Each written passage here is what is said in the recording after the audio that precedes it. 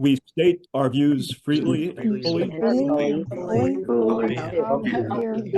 Treat people who disagree with us with honesty, dignity, and respect. welcome to engage those whom we disagree. And none of us have All of us have blind spots, and none of us are not worth None of us are not worth talking to. Seek to disagree accurately, Seek to avoiding accurately exaggeration avoid and stereotypes. Look for common ground where it exists. We'll find ways to work together. We believe that in disagreements, we'll share. Braver angels, neither side is teaching the other or giving feedback on how to say things differently. or say things differently. In braver angels, neither side is teaching the other or giving feedback on how to think or say things differently. And that is the Braver Angels way. Madam Chair, off to you. Wonderful. And now, without further ado, the resolution on the table tonight is resolved. Close the border. With that, I call this debate to order, and I'm looking for the first speech in the affirmative. Beth Bauer, would you like to unmute yourself? I think I just did. Excellent. You have 4 minutes. The floor is yours. Okay. Hold on. I have had numerous personal experiences with the immigration system and process. My grandma Jean, who is my sister's mother-in-law from Poland, lost most of her family to the gas chambers in Auschwitz. She had no home, no place to go to. She needed asylum, but it took her 3 years to get her green card to come here, all the while living in old Nazi barracks outside of Munich while she waited. Alex, my nephew, is married to a Swedish girl 5 years ago, and it took her 2 years to get her green card. Lucia, a friend of mine from Guatemala, asked me to help her brother, who had just immigrated at the age of 60 to start a business. I asked her why at that age he decided to immigrate now, and she said because their other brother had just been murdered by gangs. And as an employer, I was asked to help bring a tennis pro from India into this country. He had no security risk and had a place to work, a place to live, and it was a nightmare trying to figure out the system. But that was 20 years ago. So as you can see, I am very supportive of immigration. It's necessary for people who want a safe place to live with opportunities to raise a family and grow.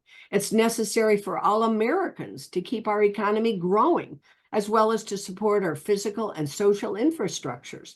But right now, I see our border like a leaking water pipe.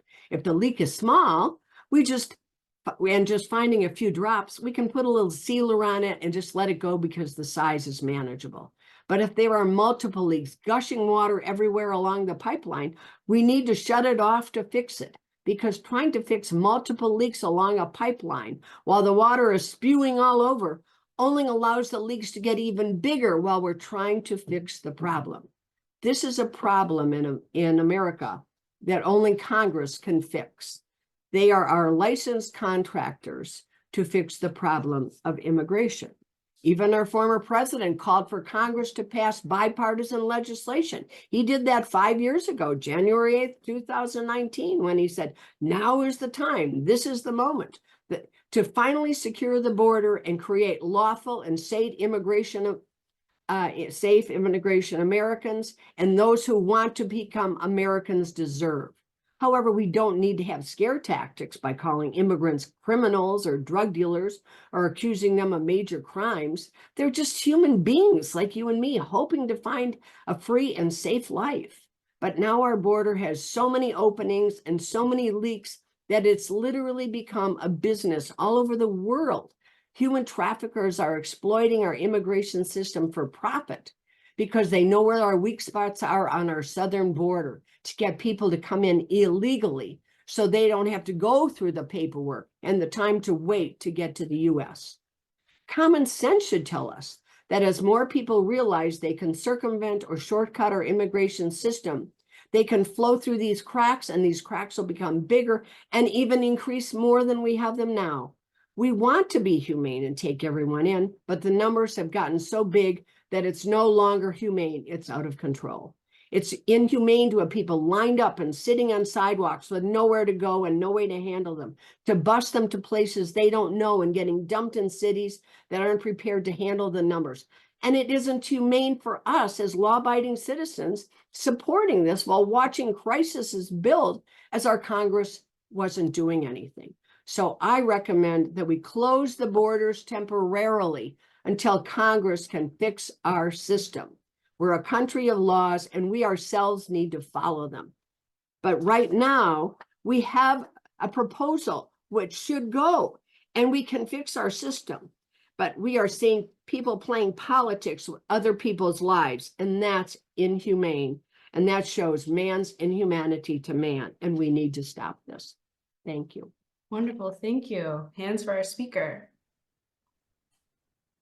I'm now looking for a couple of short questions of curiosity or clarification on our speaker's view.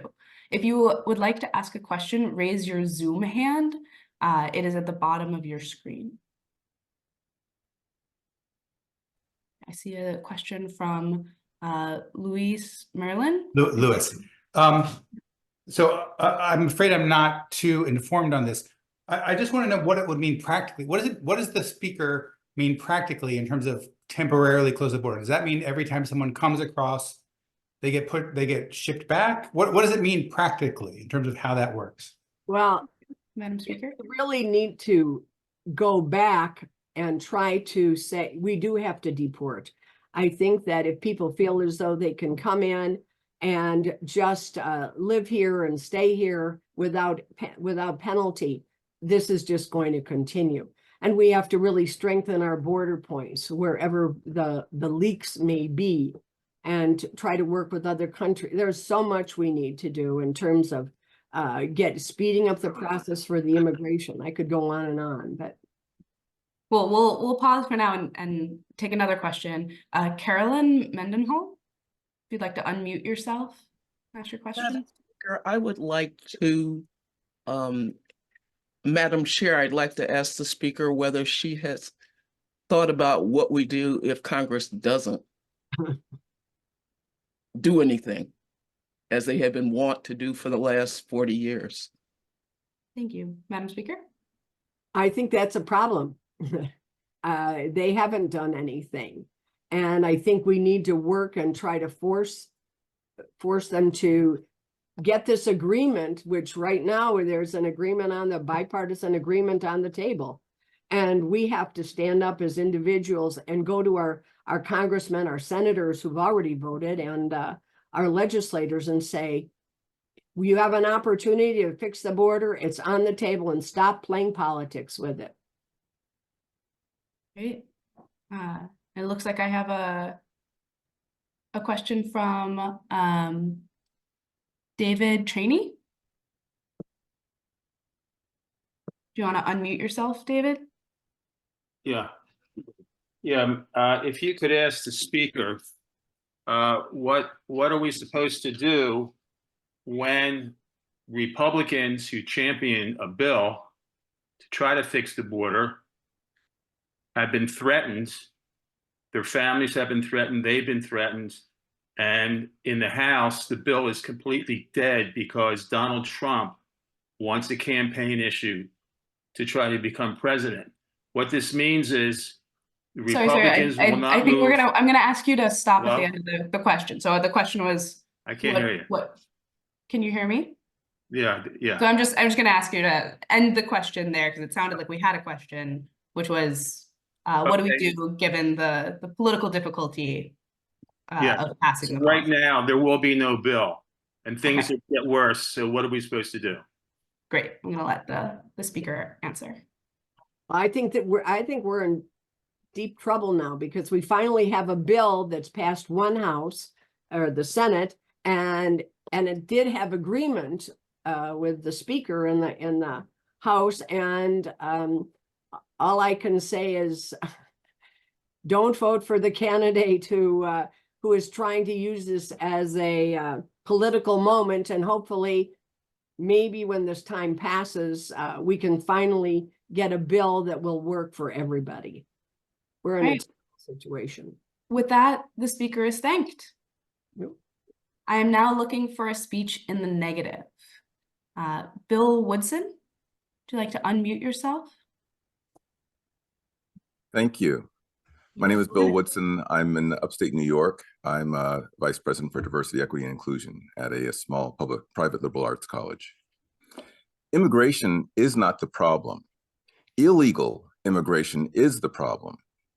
And an effective solution to illegal immigration must include elimination of racist and xenophobic restrictions on legal immigration, not just by reassessing and revising racist legacy legislation, but by reversing policies like the purposeful underfunding of our immigration management infrastructure.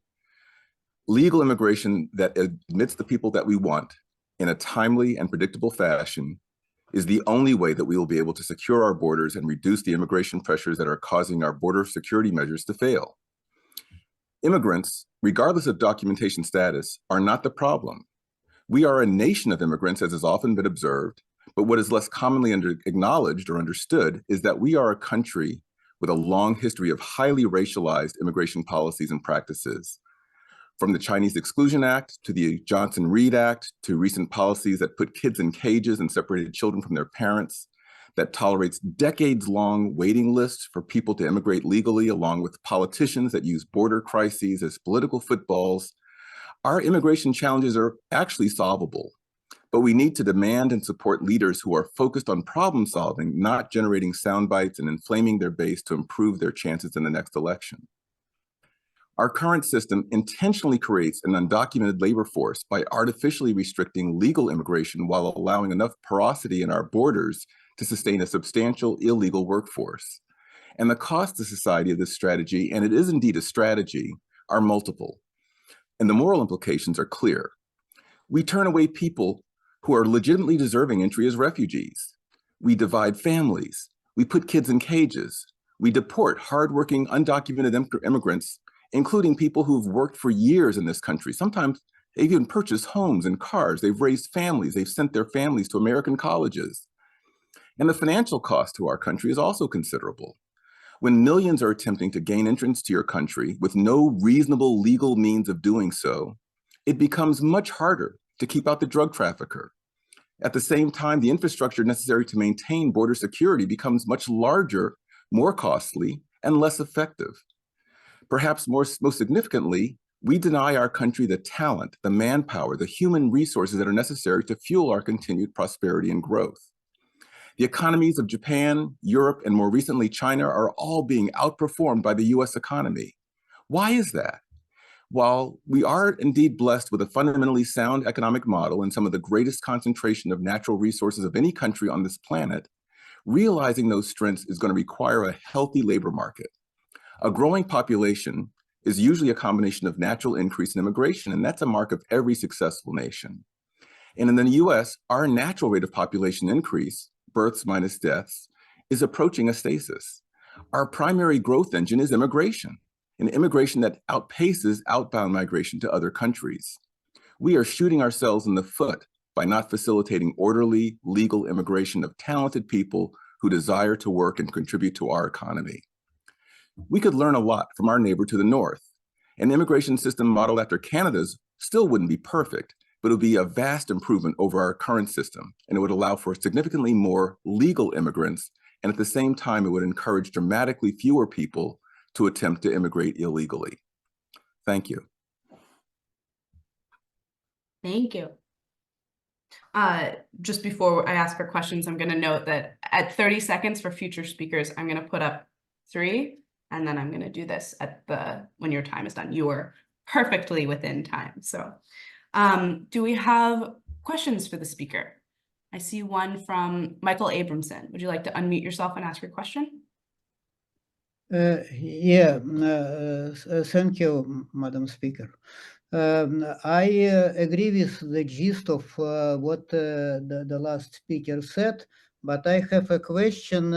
What does he mean under racialized or de-racialized immigration policies? Because in my view, most immigrants to our country they are not from a different race. They may be from different countries, from different ethnical background.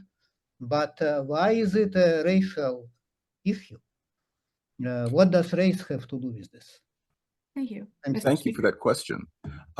If you look at our policies right now, we have typically, if you're coming from a European country, anywhere from a 6-month to a 2-year wait for your processing of your request to come and legally immigrate in this country and work here. If you are from Mexico, your wait is going to be 10 years or more. We actually have a queue and a rate that differs by country. And the countries that traditionally have the shortest queues are Western European countries. The countries that have the longest queues, the least timely, are from mostly Black and brown countries. So that's a part of the dynamic. But and if you look at we don't have a crisis at the northern border. We have a northern border. It's the longest border in the world. We're not worried about that because we don't worry about Canadians immigrating. We still make it difficult, but it's really, when you look at our policies, you look at the language of the previous president, all the energy and all of the resistance is to the immigration, the legal immigration of Black and brown people. It's by far the most dominant part of the narrative. Thank you. We have a question from Louis Merlin. Yes, Madam Chair, I want to ask the speaker. So it sounded to me like what the speaker was saying was if we fixed legal immigration, that would fix the crisis at the border, which doesn't necessarily follow to me. So I wanted to ask specifically, does the speaker think that it's okay for the country to have specific limits on the number of people who can come in? Thank you. Specific legal limits on immigration? Or is the speaker saying that there should be no numerical limits? I think that we should have criteria. I am frankly not clear in my own mind whether we want to have numerical limits or not, but we should be really clear that if you are talented, if you are willing to work, if you're able to secure work, if you're able to have the financial resources to sustain yourself while you stabilize your life skills, why would we not let you in here? We are actively chasing down, spending hundreds of millions of dollars, finding people who are working, who are employed, who are paying taxes, who are buying homes, and deporting them because they didn't come here legally when we didn't have a legal process that would let them come to this country in less than 5, 10, or even more years. So I think we have criteria based on our talent needs and on our capacity to absorb more workers. Thank you. We have a question from Cheryl C. I would just like to ask the speaker if the legal migration that he's considering is for working rather than asylum seekers fleeing for persecution or oppression or refugee type reasons. I thank you for that question. And you're very astute in understanding that migrants for work. The questioner, sorry. She. Yes. Thank you for that correction. It's a very astute question that we have often in the dialogue, we smash together asylees, refugees, and people who are migrating for work. The crush of illegal immigration is heavily driven by people who are really, they're economic migrants. They want to come to a place where there is work available because there's not the same opportunity for a healthy lifestyle, for meaningful work in their own countries. If we were to address managing that demand in a rational fashion, we would find that we would have more than enough capacity to deal with my understanding of the level of refugee and status folks who are looking to come into the country.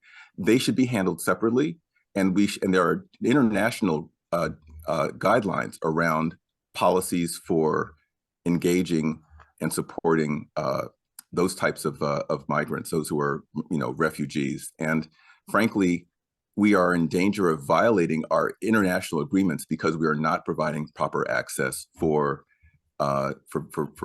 people who are refugee status. Okay, with that, the speaker is thanked. If you had a question that you didn't get to ask, consider whether your question could be made into a speech. And if you'd like to give a speech, as we have said, please chat to the whip that you are assigned to. I would now like to ask for a speech in the affirmative of the resolution. Joe Nalvin, would you like to unmute yourself? Yes, I'm down here at the border in San Diego, and I'm a retired cultural anthropologist and retired litigator. My remarks today will be centered around recasting the Braver Angels title for this talk. My title is admittedly cumbersome, but I'm also an academic and a retired litigator, so humor me. Perhaps my new title will get us closer to why this proposition is being considered today. Here is my first edit. Resolve close the border.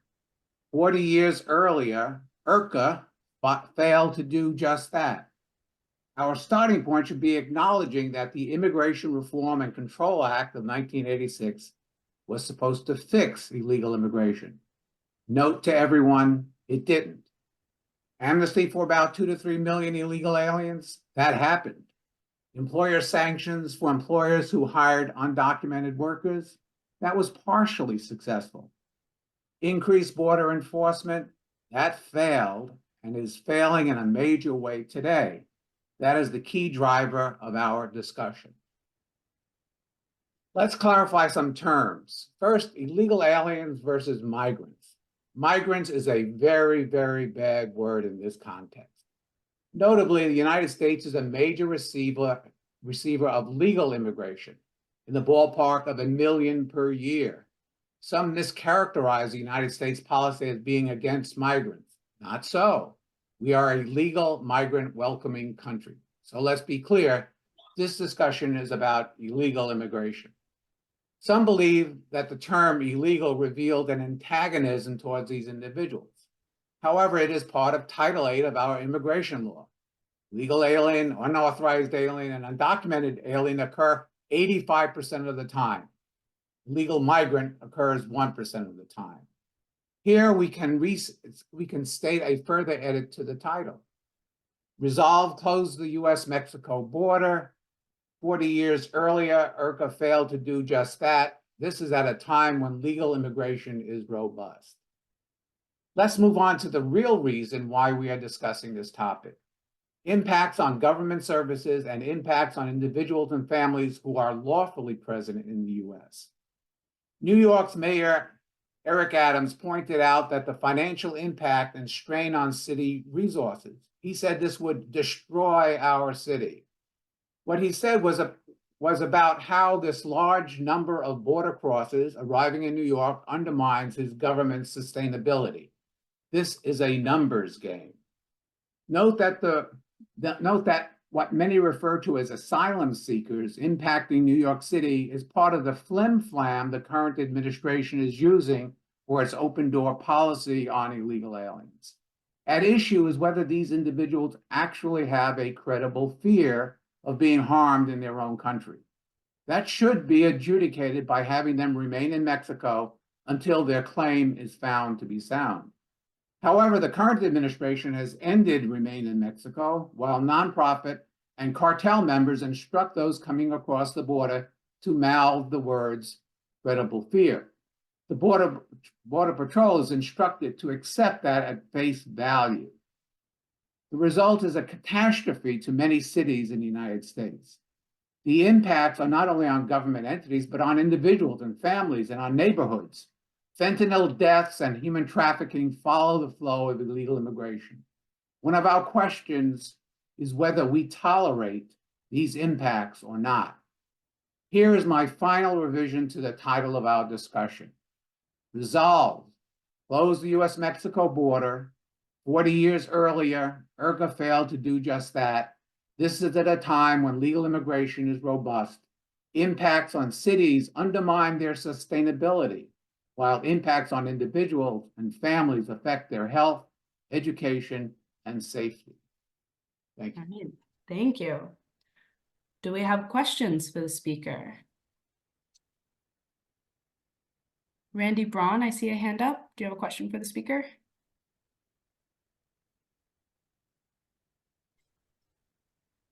Thomas, would you like to unmute yourself and ask your question? Yes, I think I'm unmuted. You are. I'll unmask myself as well. It doesn't seem that anyone has addressed how this would actually be accomplished. How would you actually close the border without doing something that, in my judgment, would be un-American? And I'm thinking about machine guns and tanks. How would this be accomplished? And I just don't think it can be done. All right. The question is, how could this be accomplished concretely? Thank you. Mr. Speaker? Okay, excellent question. First of all, it's not really closing the border, but reducing the flow, because we've always had immigration. We actually have local passports here at the border for people to go back and forth across the border, as their families and needs present itself. What we're talking about is a much different kind of flow, and obviously the logistics would be different. Actually, don't think of the border at the border. Think of the border at every single place, at every single agency in the United States. What are the laws that encourage that, incentivize people to come here, as opposed to de-incentivizing them? So it's a whole different way of thinking about what the border is. I think it's too narrow, as indicated by the question. Thank you. We have a question from our whip, Luke Nathan Phillips. Would you like to unmute yourself and ask your question? Madam Chair, how would I go about thanking the speaker for that last reframing of what the border is that has helped me to suddenly see things very differently than I had been? How can I go about thanking him? Well, I believe you just did, and we're gonna accept that as a question. You can go thumbs up. Yeah. A thumbs up, a little cheer emoji on your Zoom screen, also acceptable. A short speech affirming something that a previous speaker has said. All of these are good options. Thank you for that question. I have a question from JP. Would you like to unmute yourself? Does the speaker think that E-Verify, which is a way of checking immigration status of people, is a way of enforcing what is, basically, and it seems like an impractical solution, which was sort of stated in the previous question? So I'd like to get the speaker's thoughts on E-Verify for immigration status by employers. Thank you. Mr. Speaker? I think they're both active and passive ways of going about that. And I think probably more tolerable to the United States to take a passive approach, so that if a person applies for a job, that person has to demonstrate their legal status here. But then we get an underground economy, which is a separate issue. And we also have an issue of what about the American labor force that is already here? In one of my studies, it found out that there's a preference for undocumented workers, so that they could, because they didn't really stand up for their rights, and they were acting against other indigenous or native communities here, especially against the Black community who did stand up for their rights. So there are, I think, several different prongs to that question of how do you actually go about that in a humane way. And I think that really needs to be further discussed. Do we have a further question for speaker? Yes, Chris Miraglia. Yes, I'd like to acknowledge the speaker for pointing out the issue of entry points and clarifying what the border is. And my question to you, to the speaker, is the number 5,000 entries per day one of those numbers that you have researched? Because that's something I've looked at. Is that one of those quote unquote magic numbers for entries? Well, let me indicate that my expertise went from about 1980 to the mid 1990s. What I found is that almost everybody in the United States is an expert, and they really don't need me to talk about that. Well, maybe it's an overstatement, but I think if you reduce the number to 100 as a talking point, you don't want to negotiate against yourself. So if you start at 5,000, you're beginning at a super large number. That's what? How many? Over 1 million a year. So I think it's impractical to begin with, and it's meaningless. So if you're really going to talk about the border, you really have to talk about aiming for a smaller number and really distributing that process throughout the United States. Thank you. Wonderful. Thank you. With that, the speaker is thanked. Next, I am looking for a speech in the negative. Catherine Furlani, would you like to unmute yourself and begin your speech? Thank you. Okay. First, I would like to say that I am not a professional or an expert.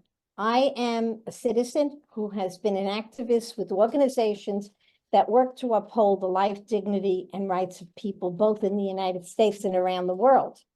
I am also a Christian in the Catholic tradition.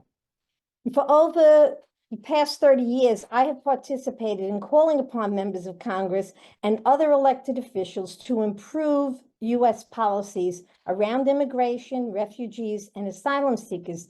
And I can remember in that period of time, following the 1986 legislation, that there had been at least 2 attempts to do some kind of comprehensive immigration reform, and both of those attempts failed. So Congress failed to do that. I oppose the call to close the border, not because I think we should have open borders, but because I think focusing solely on what is happening at the U.S. border is inadequate. What I have learned over the years about those coming to our southern border particularly is that most of them are refugees and asylum seekers. They are not coming as immigrants. Immigration does not only concern the United States, it is a global issue. Every country is dealing with similar issues. In order to resolve the global challenge of migration, migrants, refugees, and asylum seekers, we need to think bigger and act bigger. I would share this. In the early 1980s, when I first began to advocate on behalf of people who were poor and hungry, I remember that Congress had established a House Select Committee on Hunger. Its purpose was to conduct a comprehensive study of the problem of hunger and malnutrition in the United States and around the world. As a result of their work, Congress passed legislation establishing anti-hunger programs like the WIC program and like the Child Survival Program, both programs that have been and continue to be very effective programs in reducing hunger and malnutrition. I believe that Congress has been derelict in its duty to adequately address and resolve the challenge of immigration and migration. I think the time is now for a Congressional Select Committee on Immigration to be established. Ultimately, what I am saying is that members of Congress need to learn about immigration and migration and its links to other issues like poverty, development, climate change, racism, war, and violence. If Congress no, wait a minute, I skipped something. At the same time, there is a need for a deeper look into how the U.S. immigration system is designed to work and what changes need to be made to the system to meet the global challenges of the current situation. If Congress doesn't take the time to learn, to study, to reflect, and to plan in a holistic way, whatever short-term fixes they make will be just that, short-term. You might say that the 1980s was a different time when members of Congress worked together. The House Select Committee on Hunger was created at that time because thousands of citizens advocated for its establishment. I believe that if we, the people, put in the effort, work hard enough and long enough, we can get Congress to create a committee to study immigration and migration. And this can provide an opportunity for them to learn to work together. Thank you. Do we have questions for the speaker?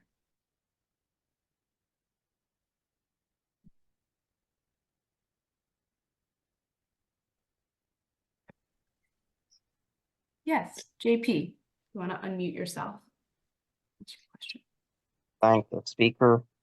So I have a question about the idea of educating these Congress people and that we are divided more than not. So the question is it seems that from the Republican side, they're interested in cheap labor, and from the Democrat side, you have free votes for welfare. And it seems that it's not an education issue. So my question is it really that we need to educate these members of Congress in order to get them to do the right thing? Or is it really that this is a pay-to-play system where Congress is benefits from the policies that are currently happening? I think we have to be realistic and not think that Congress is not, is Congress just naive? Do we just need to educate them more, or do we need to hold their feet to the fire? Thank you. Madam Speaker? Yeah, well, I would just say for one thing, my experience over the 30 to 40 years that I have been an activist advocating, particularly on issues of poverty and hunger, and have learned myself the interconnectedness of that to so many other issues. And what I have learned is that members of Congress sometimes know a lot less about an issue that many of us as citizens do, especially when we have become educated around it. So we could help in that area, all right? And what I'm proposing with this idea of them establishing a committee and having at the time, the Select Committee on Hunger, there were about maybe 50 Republicans and 50 Democrats who were that study group and then brought things to Congress and around legislation. And at that time in the 1980s, Congress seemed to work a lot better together than it has now, and it's become very partisanly divided. So perhaps the establishment of something like a committee like this, especially if we, the people, put pressure on them, and that's what we have to do. We have almost allowed them to continue their dysfunction. So I think some of it falls on us. Thank you.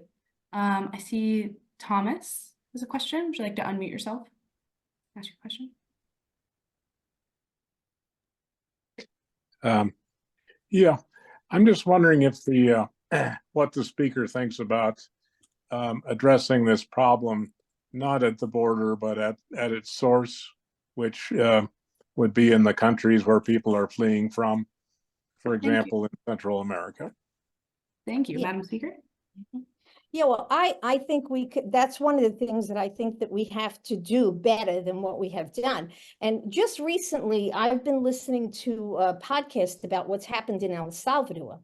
In El Salvador over the past few years, they have been doing something to clamp down on the gangs in El Salvador.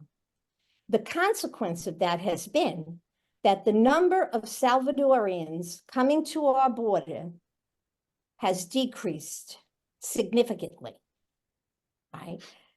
On top of that, the communities in El Salvador are experiencing more safety than they have in a long time. So I'm trying to remember what with your question there.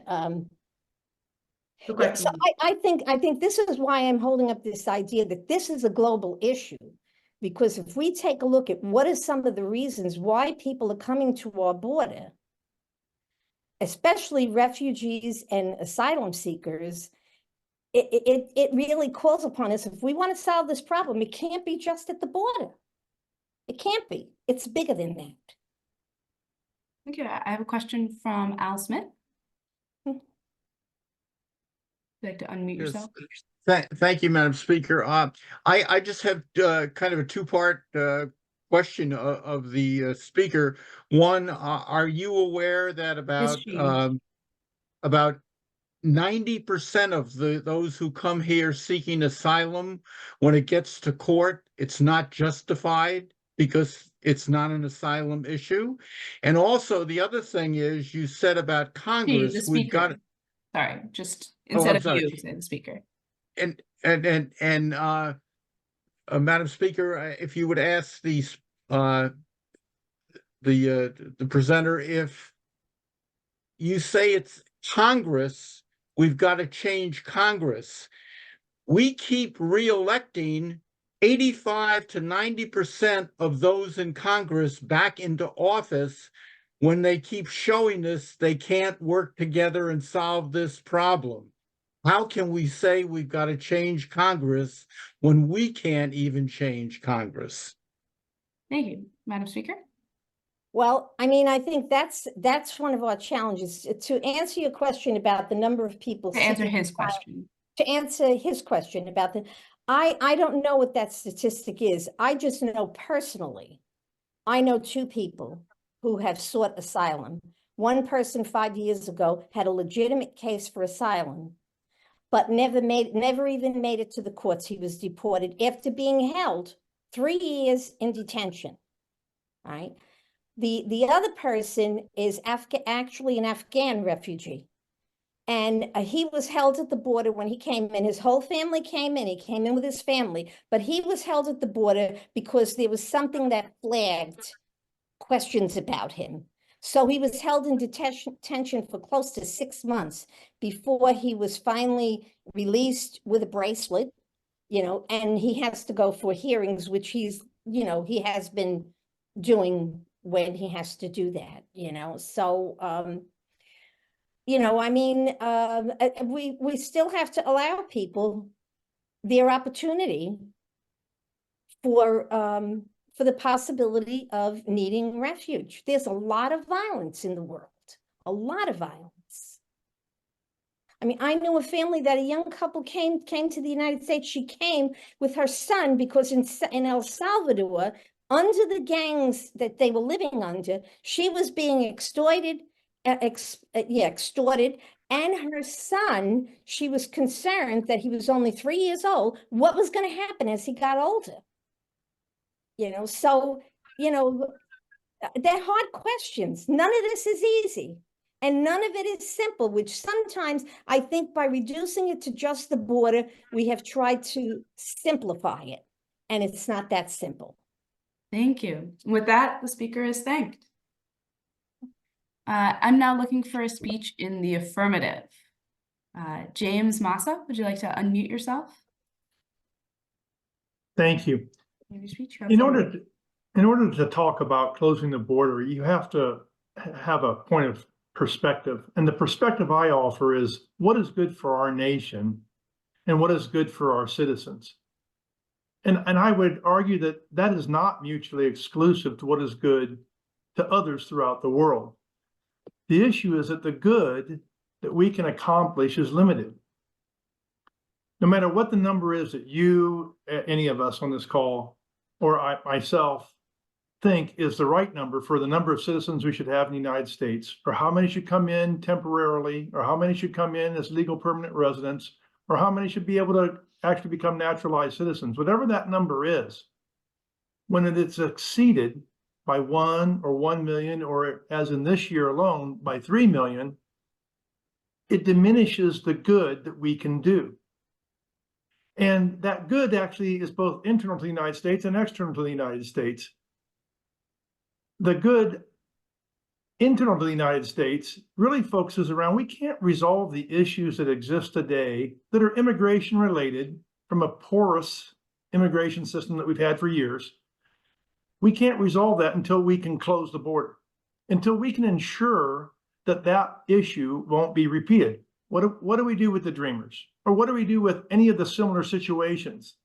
We can't really get the nation to be able to come around a solution until people are assured that the situation won't be repeated. So the ability to close the border allows us to then take the time to be able to resolve the issues that we do have to resolve internally from some of our past immigration issues.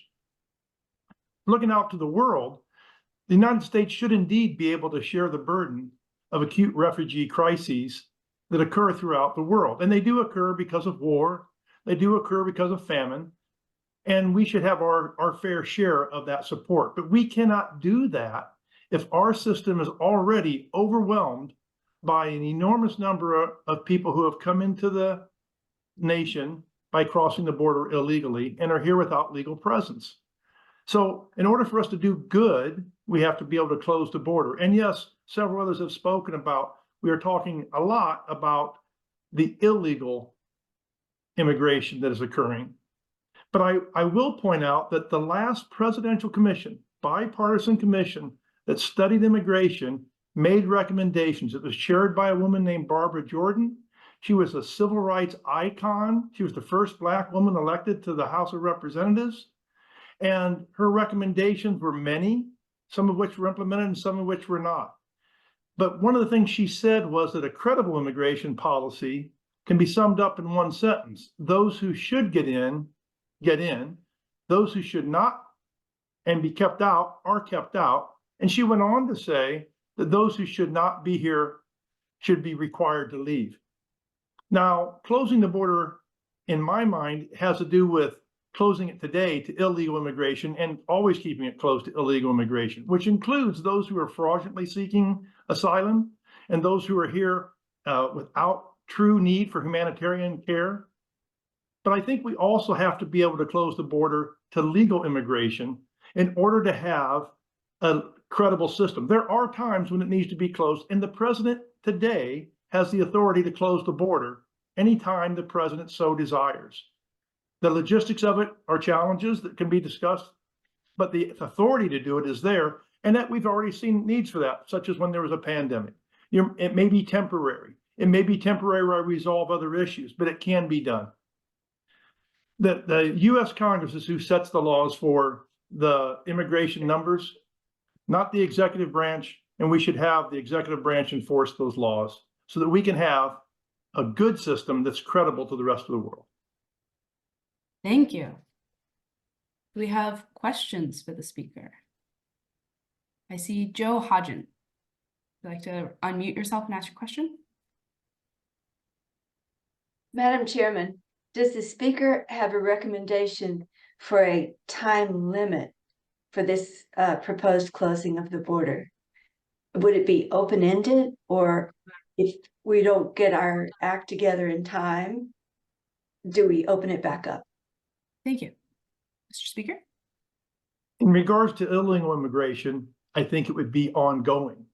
You know, the numbers that were talked about 5,000 that was in the proposed Senate budget or Senate proposal, really equates to over 500,000 people who would be here illegally as a status quo every year. I think that number should be zero. I think that illegal immigration should be closed now and always kept closed. Legal immigration, I think, would be a very short window of time. I think that we need to have a pause to be able to begin to address some of the concerns we have and prove that we can actually do it. Because once that's proven, then there's relief by those who opposed amnesties, by those who oppose other solutions, because they know that they actually can control the flow into the nation. So I think it would be a short period, but I think it needs to be shown that it can be done. Thank you. John Dalfos, would you like to unmute yourself and ask your question? I am now unmuted. Hi, it's John Delphos. Yes, to the speaker, Madam Chairman, I'd like to ask a question. There was a reference to the fact that the president has the ability to close the border at any time. My understanding, after talking to people with a lot of credibility, is that there are laws, as you said, they're legislated by the legislature, not the executive branch, and maybe it goes back to 1986, that would say he does not have that ability to do it, and that the legislature would have to change that. I guess I'd ask you to what, what understanding you have that he has that ability. What understanding he not has. mine. Thank you. Mr. Speaker. Yep. So my understanding is that there are laws, one in particular, and I can't quote the exact part in code, it's something like 2F12 in the Title 8, that allows the president to close the border at any time. And there are other things that the president could do which are within the president's authority, such as what used to be what was referred to as a remain in Mexico policy, where you did indeed enforce the current law where people are detained if they come in until their asylum request or other requests are processed, or they're required to stay in their country of origin or in Mexico in the case of the southern border until the process is resolved. Those laws are ones that can be enacted right now. The other laws that can be enacted right now, and again, it's a little bit of a mix of things, is that asylum can be refused as well and adjudicated at the judicial level, not at the Border Patrol agent level, which is what's occurring today. And the same thing with parole, where parole is being granted today with job permits. That doesn't have to occur, and that's something that can be a policy change by the president to, again, dissuade those who are coming here primarily for economic reasons rather than other reasons. So those are 4 things that can be done, but the one is they can actually close the border. He can by authority close the border. There can be challenges to that, but I'd say let's see how the Supreme Court says on it when that occurs. Thank you. I have a question from Colin Marks. Would you like to unmute yourself, Colin? Oh, hello. Thank you, Madam Chair. So I was wondering, a couple of things down. I was wondering what kind of cost we're willing to bear to close the border, because I feel like that closing the border, like if we would have 0% of people coming across, that would be an enormous cost. But also in terms of cost, the human cost as well, like in terms of the amount of people dying instead of as well. Like I feel like if we have like a real wall, with like. So I'm going to ask you to. I think the question is clear. So if you'd like to say more, you can sign up to be a speaker. But the question is, what cost are we willing to The bear? financial cost, the cost in terms of people dying, and also the speaker's thoughts on legal immigration. Yes. Okay. Thank you, Mr. Speaker. So the cost to be able to close the border, there would be cost in that people who would be deported would have to be addressed in the nation in which they are coming from. And there are unfortunate circumstances there. I don't know how to quantify that cost today. I know that in not many years back, under different policies underneath President Obama, as well as underneath President Trump, there was a greater number of deportations there are today. Something like 85% of all the people who came in were deported. And there was not an enormous loss of life because of that. There was a reduction in the number of people surging to the border. When the message is that you can come into the nation without any repercussions and that you'll be welcomed, be given a job, be moved throughout the nation, then more people come. And if you are to change that by securing the border and deporting people or turning them back right away or detaining them, which is what the law says is supposed to occur today, unless they're minor children, then that would give the message to those who are coming that they're not going to be able to come in and be here for years without having legal presence and enjoy the benefits of being a citizen without actually being a citizen. They would actually have to go through the legal process. And so fewer will come. I think the cost would be less than what people are imagining as far as human cost and as well as economic cost. Thank you. With that, the speaker is thanked. I'm now looking for a speech in the negative. Evan Hess, would you like to unmute yourself and give your speech? Great. Thank you, Madam Chair. My name is Evan. I am a member of the North Carolina Forward Party. I'm here to answer in the negative on the issue of resolving the border crisis. As I grew up, the border crisis was always about migrant workers who were coming to take American jobs. It is distinct that we are now dealing with a crisis of families and people who are fleeing conflicts, climate change, food insecurity, and all the issues that come with a world that's fast and quickly changing. If we wish to deal with the problem at the border, then we have to think about some of the same crises that we've dealt with in the past. For example, when Nixon issued the war on drugs, we took two approaches: rehabilitation and to enforce drug enforcement through the DEA as a way to reduce the amount of drugs flowing into our country. There isn't a person alive that will argue that the war on drugs has been successful. And it's mostly because we dropped the rehabilitation point and we focused entirely on the enforcement of our laws. I feel in the same moment that dealing with immigration by closing the border will only be a continuation or a reminder of how the war on drugs has failed. We should not close the border because to close the border does not address the real issue. Political asylum was a system designed to allow people to enter our country that were seeking some sort of relief from prosecution, wherever that might be. It is now predominantly the way that people can enter our nation and stay within our nation.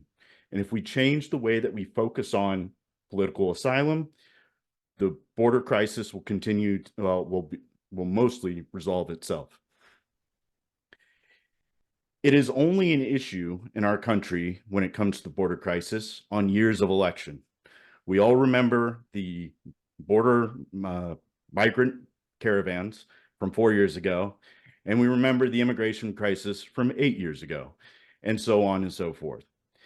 If we want to resolve the crisis, it is simply as a matter of some policy and not closing the border. Because to close the border is to take on the enormous costs of what? Putting a National Guardsman every 20 feet on the border with a rifle pointing south? Or is it as simple as putting up a wall that is 50 feet high all across the border in order to make it physically impossible to enter? Well, for us, for all of us that come from all states, from across the United States, we have to understand that there is a port of entry in every one of our states where there is an international airport.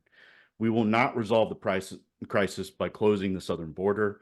We will resolve the crisis by changing some fundamental laws and to remove any of the incentives to take advantage of political asylum. So, should we close the border? No, because it is only a Band-Aid fix to our problems that we have.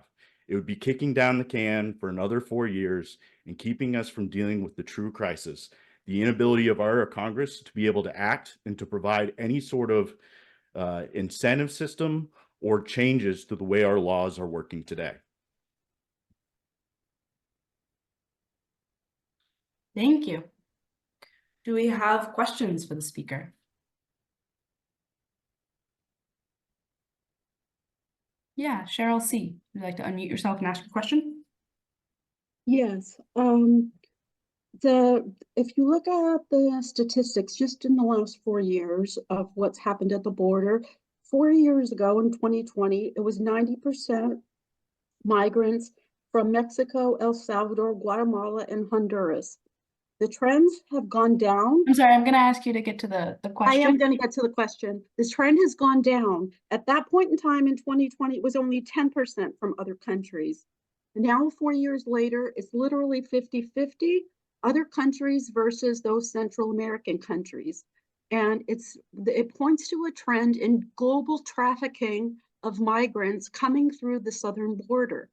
So my question is really, how do we address the fact that they're not coming in through airports all across the country, that it's concentrated at the southern border from countries around the world, and it's enabling these traffickers to flourish? Thank you, Mr. Speaker. Yes, it begins and ends with the fact that our political asylum laws have been utilized in a way that is taking advantage. And yes, a lot of migrants are coming from China, from Russia, from Ukraine, anywhere that there's some sort of conflict or repression against free will. It's just a matter of how our laws are currently written. Yes, they are physically coming through the southern border, and they're coming through the southern border, and then they are sent directly, they go wherever it is that they go for the, escorted by Border Patrol because they said they seek asylum. Thank you. Do we have other questions for the speaker?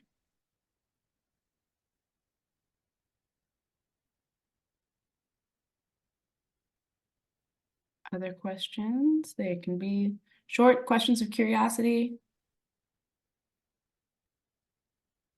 JP, go ahead and unmute yourself. Oh, I'm trying to understand the perspective of the speaker. So is there any concrete policy that you think that the speaker thinks, yeah. Is there any concrete policy that the speaker thinks will help fix the problem at the border other than, I guess, Congress must act? I'm really grasping at straws here, trying to understand what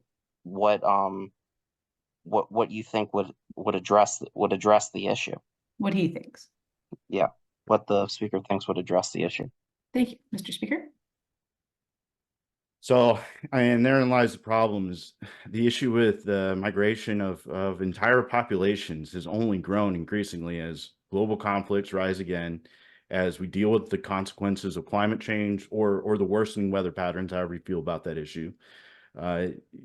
We should be prepared for the mass migration of people across the planet.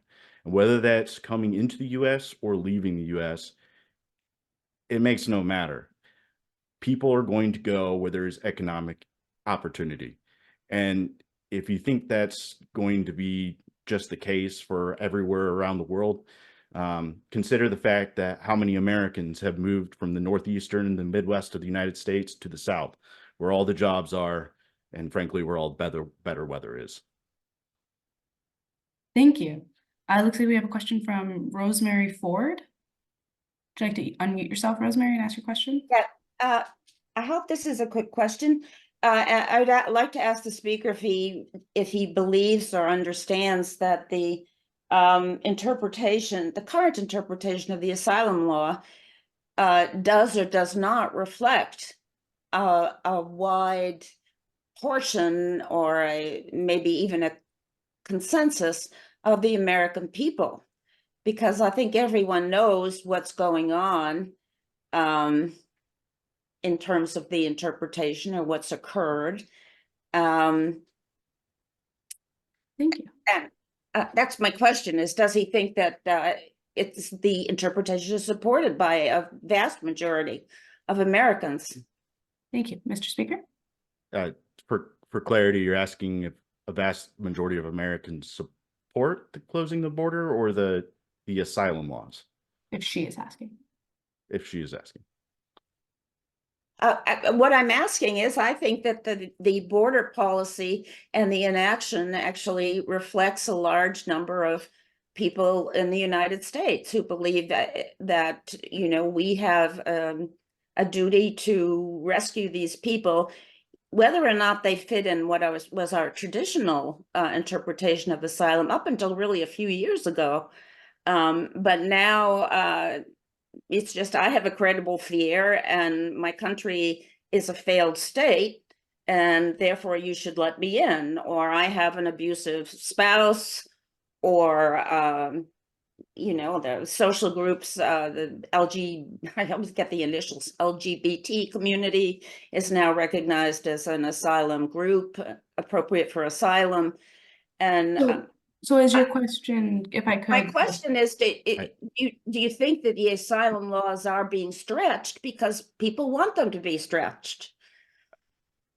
I don't believe Americans want the asylum laws to be stretched, but I do believe that the asylum laws are being abused in a very aggressive way that has made this crisis into what it is now.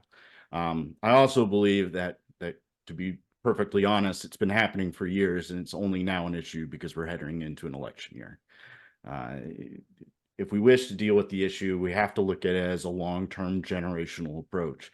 It's not going to be solved in 2 years because the issues are all the issues that come from the countries these people are coming from, and it's also the inability to properly integrate the amount of people that are flowing through the border. Great. And with that, the speaker is thanked.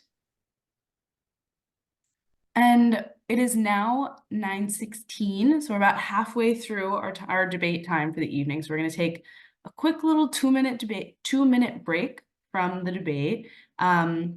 And while we're taking our little 7th inning stretch, I'd like to invite our two participants from our partner organizations to speak a little bit about their work and their work with Bravery Angels. So James, do you want to go first with Numbers USA? Yeah, thank you. Numbers USA has been in place for almost 30 years, and we've been focused solely on immigration that entire time. We are looking to see a sensible immigration policy come into place, and what we do is empower voters to be able to influence their congressional elected officials on those policies. We do that through education, and we do that by working with liberals, moderates, and conservatives. You'd be surprised at the number of more left-leaning environmentalists who are interested in a sensible immigration policy and are in agreement with very right-leaning law and order people. We enjoy working with all of them, and I invite you to come to numbersusa.com and take a look at the information that's available there. Almost everything that we've talked about, from emissions to the good conversation right now about asylum laws and what the interpretations are, to even things having to do with the impact on our Black American voters. All that is there and to be looked at and learned, and then an educated person can influence their elected official. So thank you for the opportunity to share that. Numbersusa.com. All right, wonderful. Thank you. And Evan, do you want to tell us a little bit about the Forward Party and your branch of it and why you're partnering with Bravery Angels? Thank you. Yes. So we are specifically the North Carolina Forward Party. And just like the National Forward Party movement, we are a group of disgruntled former Democrats and Republicans who think that the way that our system works now only benefits people who are willing to get nothing done. We are formed as a group because we want to bring some sort of competitiveness back to our elections. So primarily, we support anyone who's willing to sign up for us, whether they have a slew of policies that are far left or far right, or more primarily in the center. As long as you support electoral reforms, we will have you, because at the end of the day, the non-competitiveness of our elections has led us to the kind of crises that we are now talking about tonight. Wonderful. Thank you so much. Now I have a little announcement for you all. I invite you to join the next Braver Angels debate, which will be in 3 weeks on Thursday, February 29th, with the resolution resolved, your vote doesn't count. So we'll have a little bit more information about that and some other things at the end. But for now, we'll get back to speeches. And I'm going to take a speech in the affirmative in just a moment, but we're going to move to slightly shorter speeches. They're going to be 3 minutes long because we only have a little bit of time left. And if you've been holding out, not wanting to make a speech, first of all, I just want to remind you, it doesn't have to be professional, technical. You can just say what you think, something you think hasn't been said, something you want to express. It doesn't have to be polished, and it doesn't have to be long. A great speech is sometimes just, I think we haven't really covered X. It can be 10 seconds long. We just want to hear more voices there.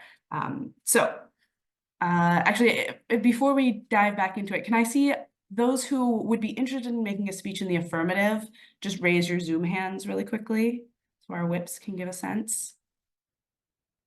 Great. Whips want to take note of those folks and they'll chat to you so we can get you on the queue. Oh, all right. That's great. All right, if you guys could lower your Zoom hands. And then folks interested in making a speech on the negative.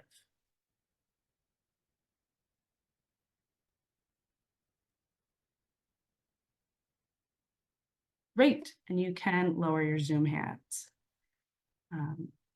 All right, So like I said, these will be 3-minute speeches now so we can fit more folks in. And get those questions going. We want to hear more of your voices. So first I will be taking a speech in the affirmative. Al Smith, do you want to unmute yourself? You have 3 minutes.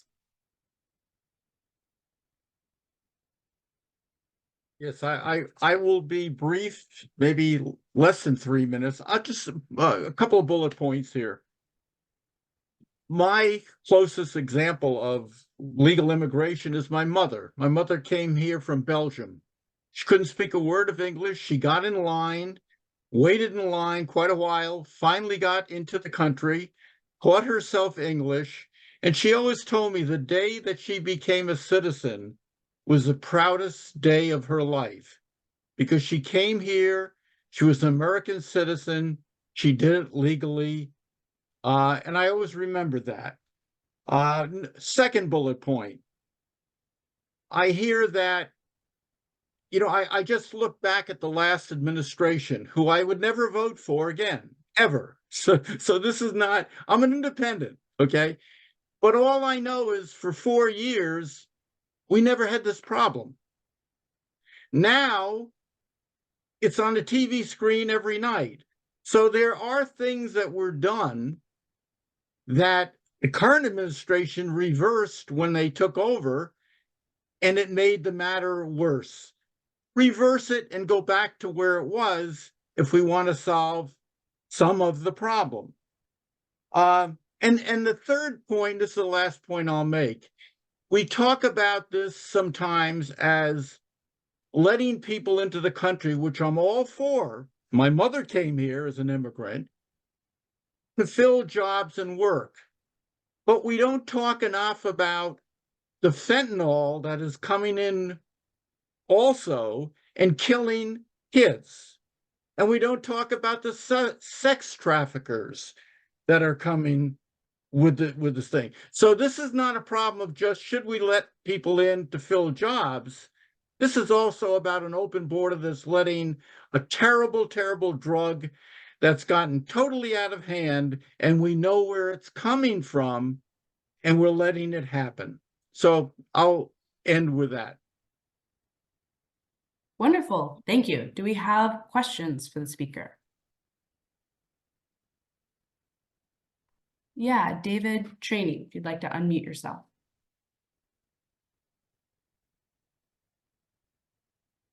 David?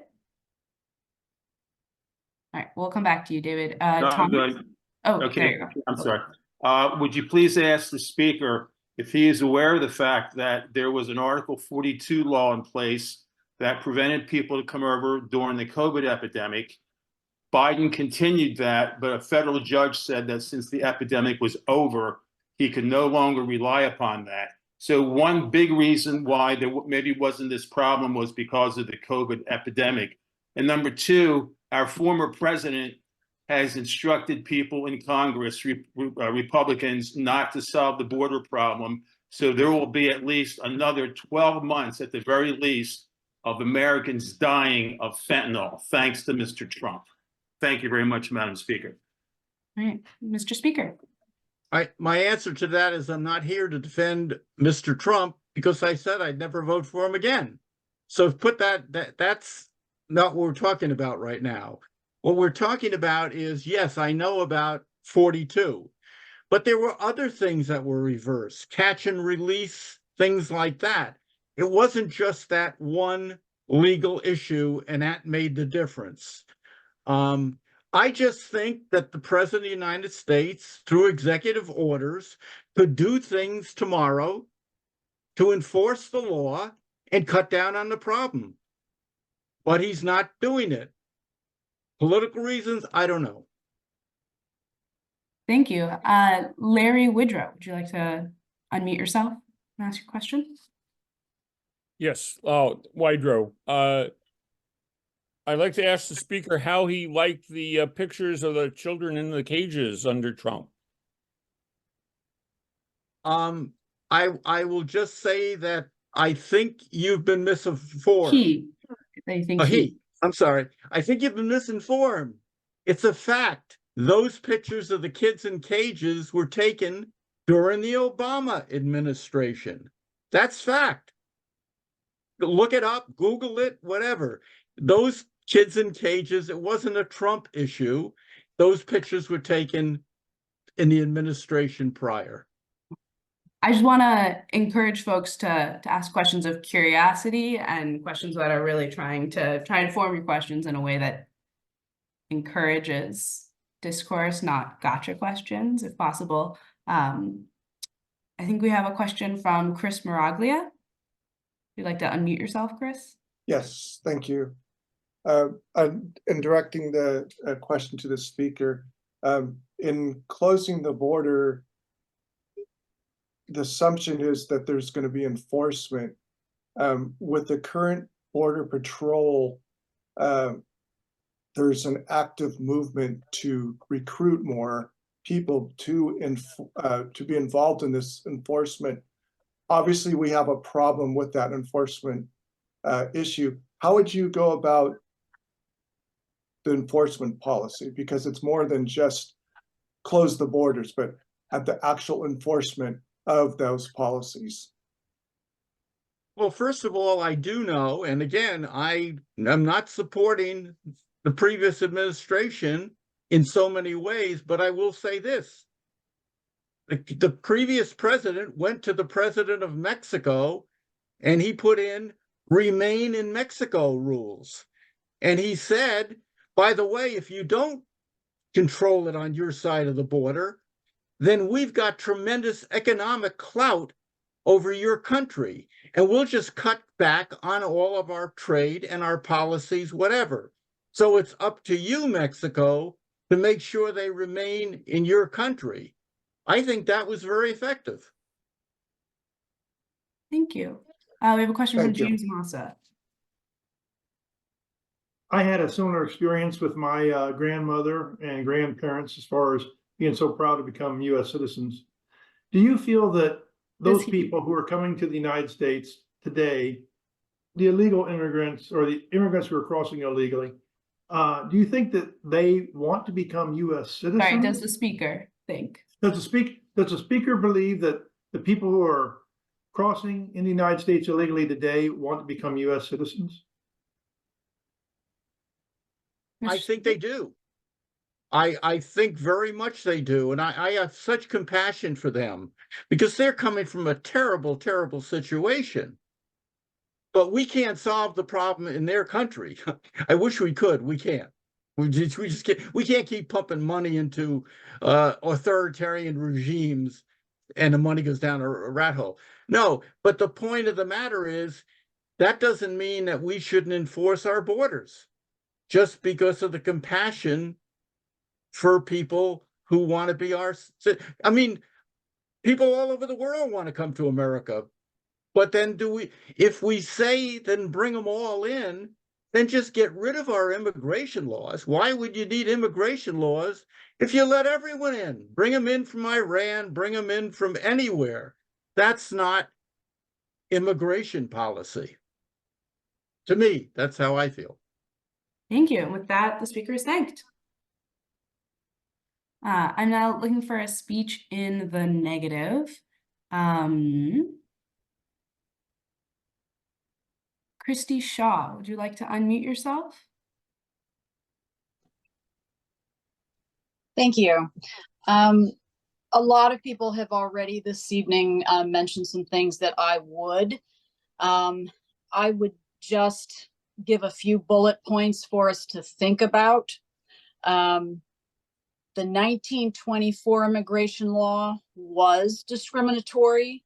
And in 1965, the Immigration and Nationality Act was passed in large part to try to rectify that situation.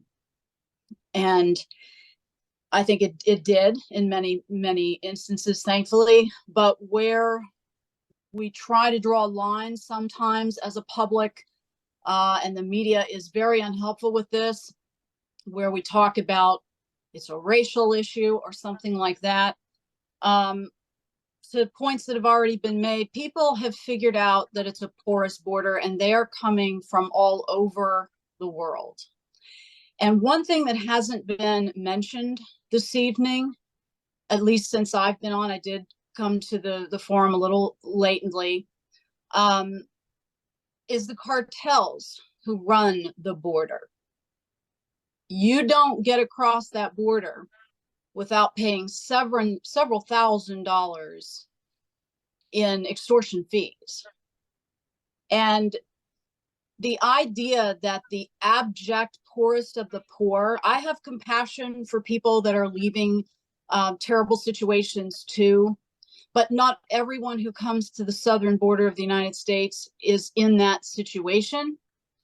And if we don't have order and we don't have a controlled border and we can't effectively process and know who's a true asylum seeker, who's a refugee, and who paid sometimes 10, 20 grand to get on a flight to then come to Colombia and go up through the Darien Gap so they can get through and jump the line.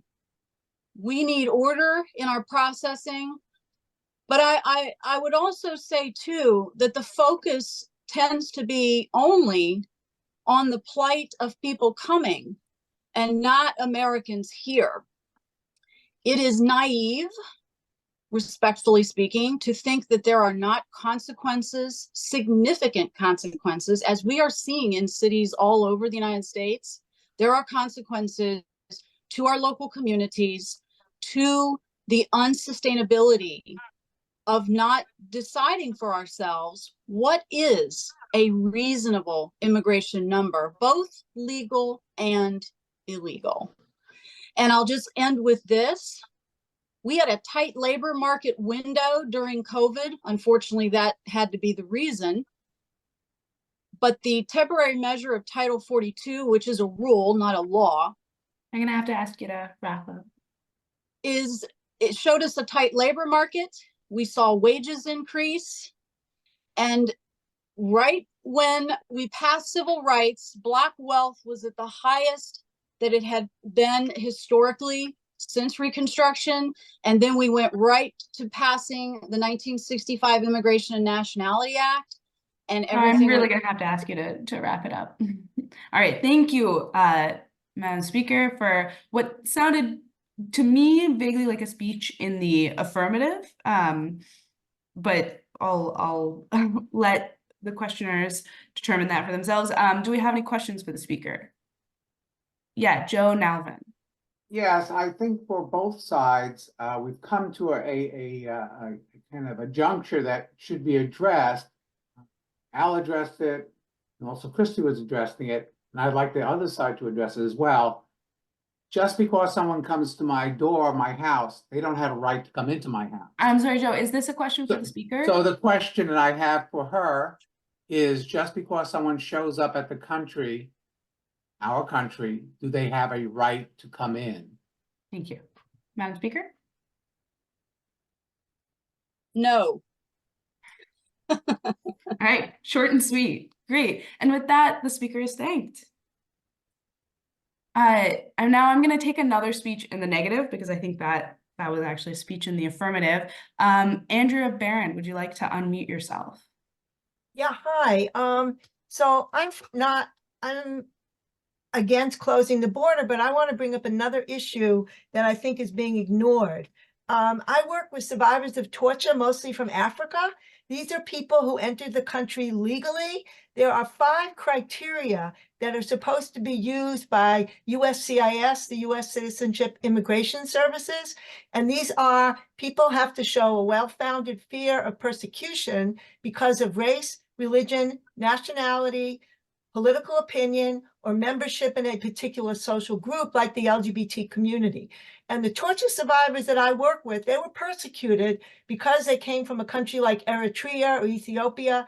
They stood up for freedom and democracy. They're not economic migrants. In fact, they all were professionals in their country, and now they're working at low-level jobs. They're the real heroes of the world. But what happened? They are being ignored and they cannot get an asylum interview. They've been waiting 10 years and they cannot get an interview because all of the asylum officers are being sent down to the border.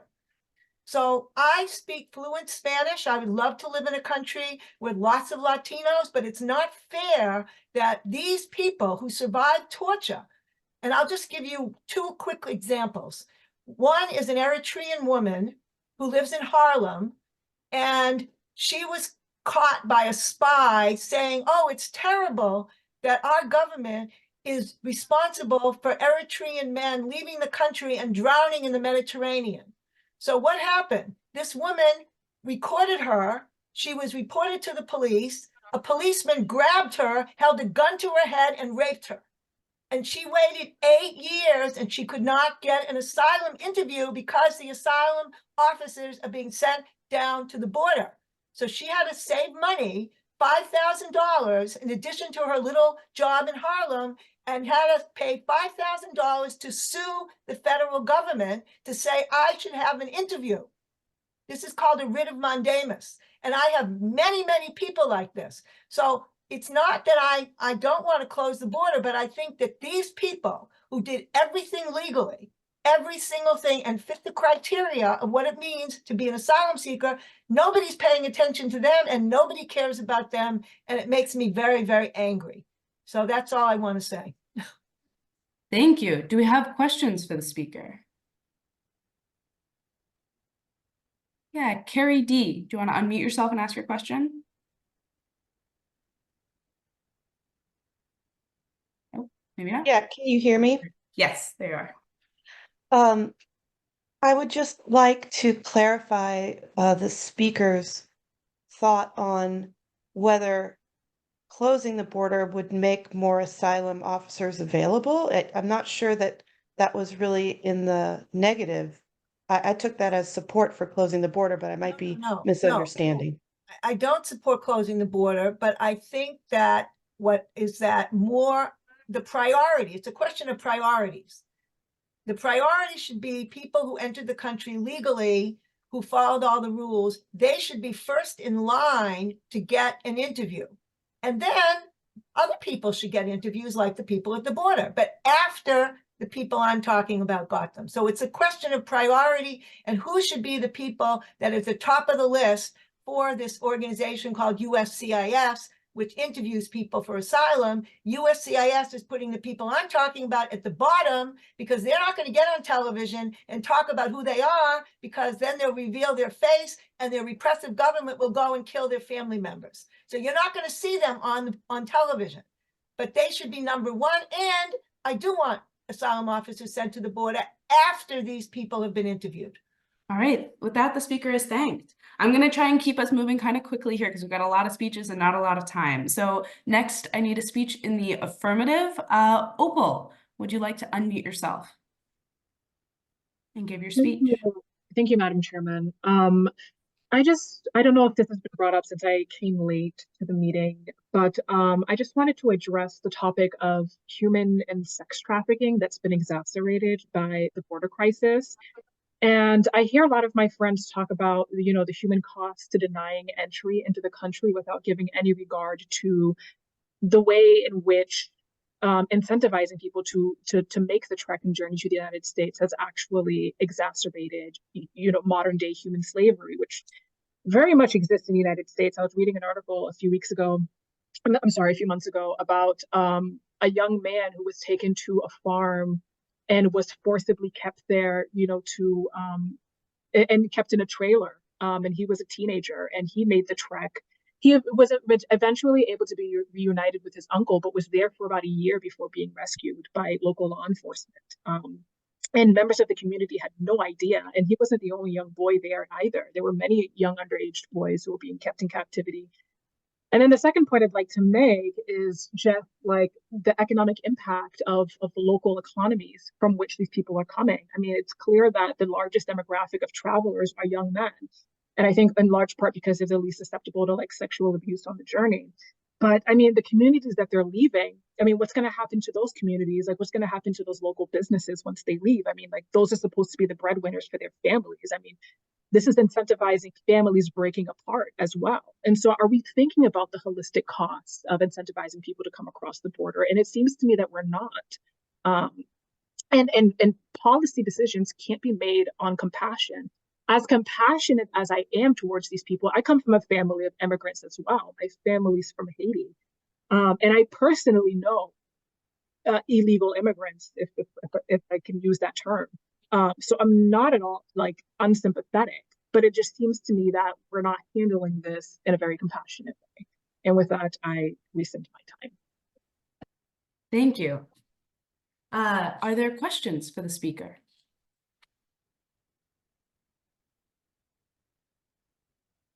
Questions for Opal? All right, I will call on JP if no one else has a question, but there's a lot of you in here who haven't asked any questions. Yeah. Since the speaker said that she's from India, I recently saw a clip about how H-1B visas are basically a lottery system, and it brought up a question in my mind as the speaker was talking, which is that to clarify, my family's from Haiti, not India. Oh, Haiti. Oh, I'm sorry. Okay, well, I'll ask the question. I'll ask the question anyway then. My question is really, who should we be prioritizing in terms of our immigration policy? I mean, it seems that there's a lot of emphasis being placed on asylum seekers, and although we might be empathetic with people around the world, why shouldn't we take the best and the brightest from around the world? Why shouldn't we adopt a policy that's beneficial to us rather than what the previous two speakers said, which is that basically we have to go to every horrible situation around the world, and we have to basically bring them all in. I don't understand why we're not prioritizing Americans. I mean, have you been to the inner cities? Thank you for the question. Madam Speaker, would you like to answer? Yes, thank you, Madam Chairman. I mean, I don't disagree with this premise. I don't see why either, where we can't take the best and the brightest. And I think part of the problem with our immigration laws is that they conflate asylum laws. I mean, like these were supposed to initially be two separate processes. Asylum laws were supposed to deal with people who were facing persecution, and immigration dealt with very different pool of people. And I think they're being conflated. And so I don't disagree with what he's suggested at all. Thank you. With that, the speaker is thanked.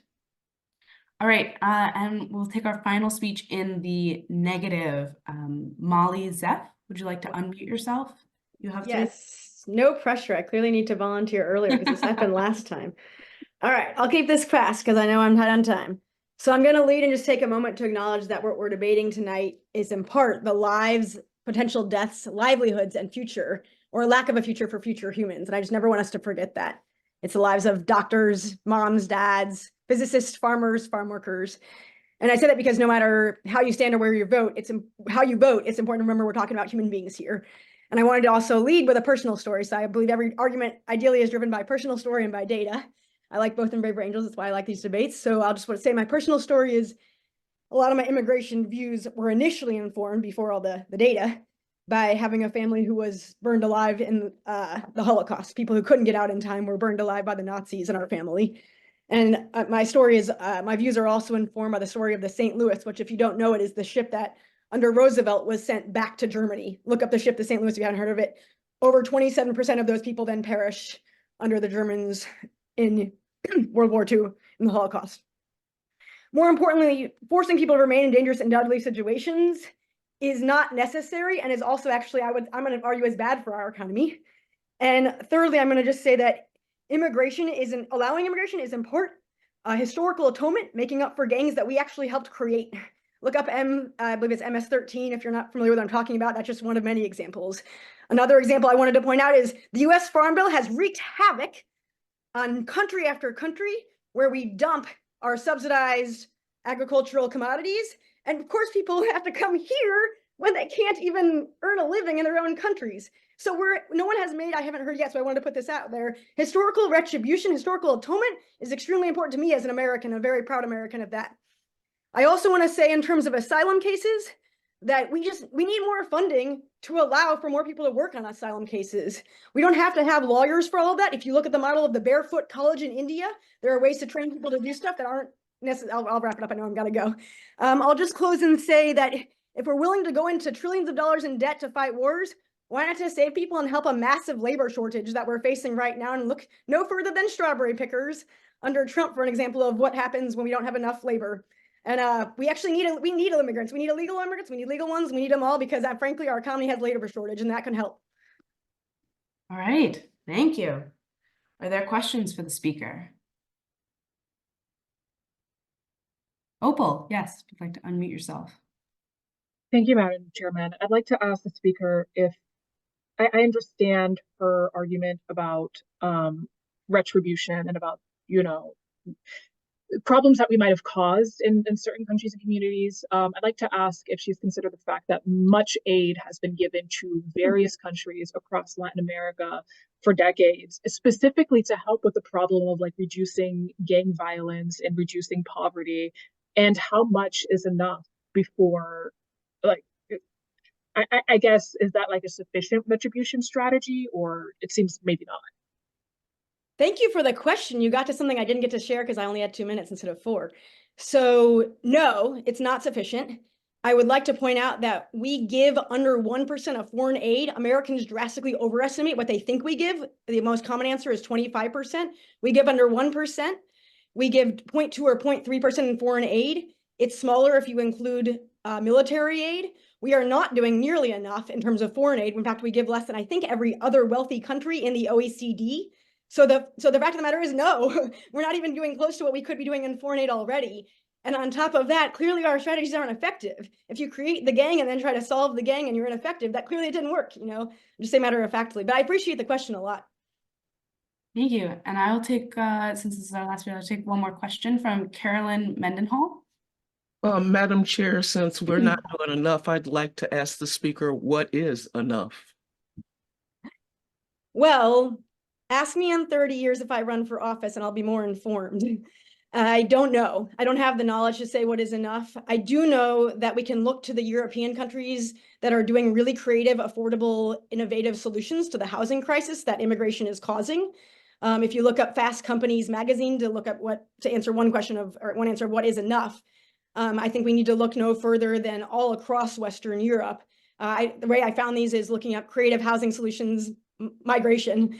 Fast Company and a number of other articles are covering this all over the internet. And I think that if we could scale up creative solutions for short-term and long-term housing, and also based on some awesome solutions we've even done in this country, from renovated buses, which I've actually stayed on, all the way to shipping containers, there's a number of ways that we could be dealing with the housing crisis that it's creating. And I also want to say that I don't believe there's a limited pie. I think that's a total falsehood. I think the fact that we will go trillions of dollars in debt to kill people in other countries, but we won't go into debt to solve homelessness in this country and the worsening homeless crisis because of migration is a stain on our nation. All right, with that, the speaker is thanked. I'm now looking for a motion to adjourn. Do I have such a motion? Madam Chair, I move that we adjourn this debate. Do I have a second? I second it. All right, with that, the debate is closed. Thank you all.